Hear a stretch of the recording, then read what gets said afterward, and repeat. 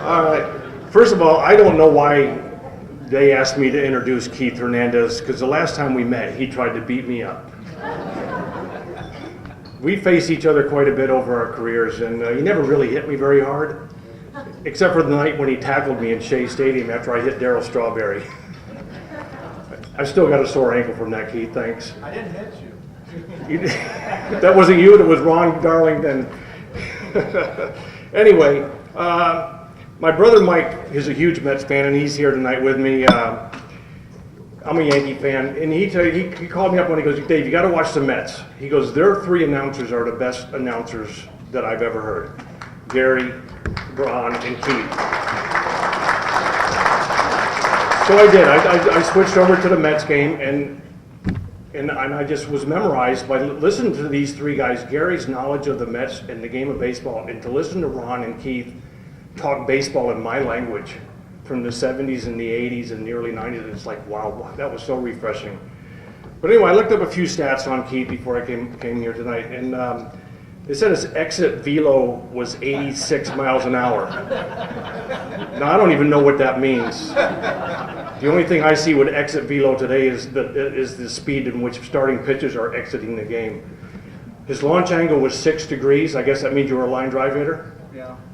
And against this shift, you hit 750, or you would hit 750 against the shift. Is that right? Anyway, those are just stupid stats. I wrote down 3 words that from competing against Keith Hernandez that I would say. Number 1, he was a professional. You don't hear that term very often anymore about athletes. He was a professional.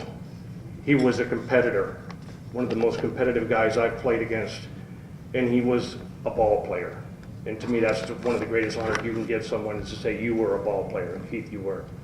Now the real stats. 17-year Major League career, 1979 co-National League MVP with Willie Stargell, 2-time world champion, 5-time All-Star, 11 consecutive Gold Gloves, which is also the most Gold Gloves ever by a first baseman. He played first base with the athleticism of a shortstop. No one before or no one since has played first base like Keith Hernandez. He wasn't the fastest runner on the team or on the field, but he was one of the best base runners going first to third I ever saw, because he understood the game, he knew the game, and from listening to your broadcast, Keith, it's very evident. His batting average, lifetime 296, 1,071 RBIs. He had more walks than strikeouts. So when I listen to the Mets game and I hear those guys going, these guys that think strikeouts are okay are crazy, I hate it, it drives me crazy. Put the ball in play, that was Keith. There's another Hall of Fame 80 miles from here. You might have heard of it, Cooperstown. In my opinion, Keith Hernandez belongs in Cooperstown.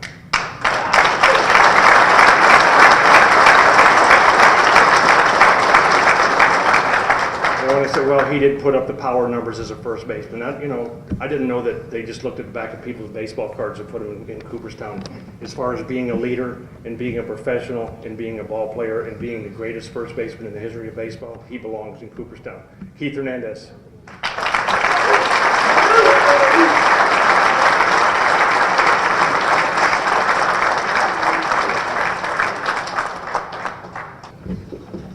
Well, thank you, David. He was another one of those guys that came up on Montreal's team. Montreal always had a team I felt was the best team in our division for a long time. They had Andre Dawson, Parrish, and the great pitchers, Rudy May, Steve Rogers. They had a great bullpen, a veteran bullpen. And then along comes this guy, another pitcher, David Palmer. And David, before he hurt his arm, I said, holy cow, I just got another guy I've got to really bear down on.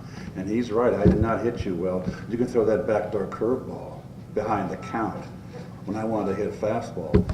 But anyway, thanks for your kind words, Dave. This is a real honor for me. I grew up in Northern California in the Bay Area. Son of a San Francisco fireman, minor league player in his own right, a great fielding first baseman who taught my brother and I how to play the game. I grew up, let's say this, I was born on October 20th, 1953. So guess who my idol was as a kid growing up? And that would be number 7, Mickey Mantle. I became a Yankee fan as a young kid, and of course we were in San Francisco. There was no American League, so I was a National League guy and I was a Cardinal fan. My father in World War II served in the Navy, played on the Navy team with Stan Musial. Stan Musial left us tickets at Candlestick Park when the Cardinals came to town, so I was a Cardinal fan. Unfortunately, out of high school, I was drafted by the Cardinals and got to get to the major leagues.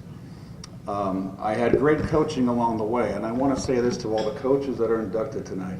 A special congratulations to you because you have a powerful influence on young kids coming up. I was very fortunate. I had a father that taught me how to play, the fundies, so to speak, but I also had other core coaches along the way that were very important in my life, that guided me in the right direction and taught me how to play the game as well. So congratulations to all the coaches that are here that are being honored tonight. Things worked out great for me. I didn't think they would. I got, a world championship in '82 with the Cardinals. I was very disappointed when I was traded to the Mets. The Mets were a perennial last place team, as you know. That was after the years they traded Seaver, as Gary mentioned. We would always come to Shea Stadium as the Cardinals, and over those dark years, and there'd be 3, 4, 5, 6,000 people in the stands, and we'd have to find ways to get up for the game and go out there and play. Shea was always the first road trip of my major league career in 1974 when I got called up in August, and I couldn't believe how high the upper deck was. I felt like I was just dwarfed by that stadium, and little did I know that I would wind up playing the second half of my career, and most successful part of my career, I feel, both from an individual standpoint as well as a team standpoint. We had a very good team over those years. We should have won more. 87 is the one year that really sticks out in my craw, that we lost all of our starting pitchers that year. Ron Darling in September was our best pitcher down the stretch. The Cardinals beat us out again.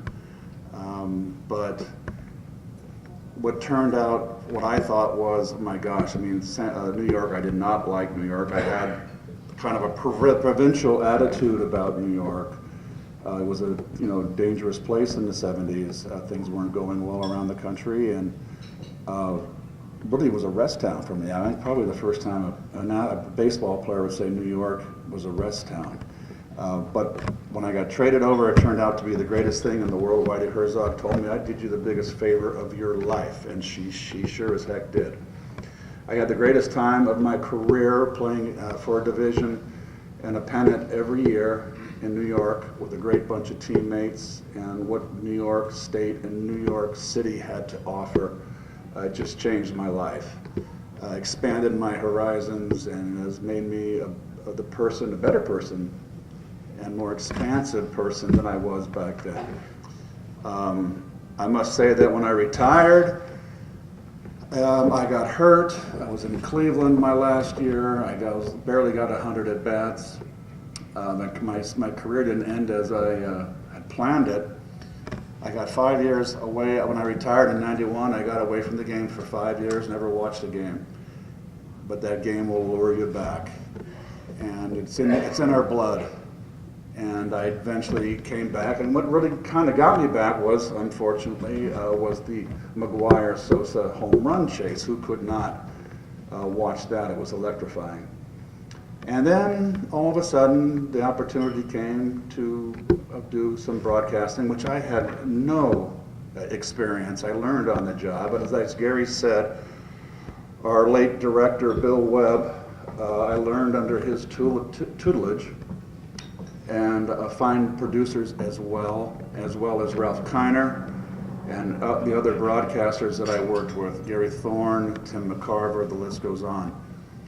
And then SNY came, and I was all in, and we have such a great relationship, Gary, Ron, and I, at SNY, and we hope, it's always our job to try to make the broadcast enlightening. Like I said, Gary is such a wonderful play-by-play guy that he brings Ronnie and I into the conversation, asks us questions picks our brain and really made me a better broadcaster than I ever dreamed that I could be. And I still have a lot of flaws. I'm terrible in the opens, trust me.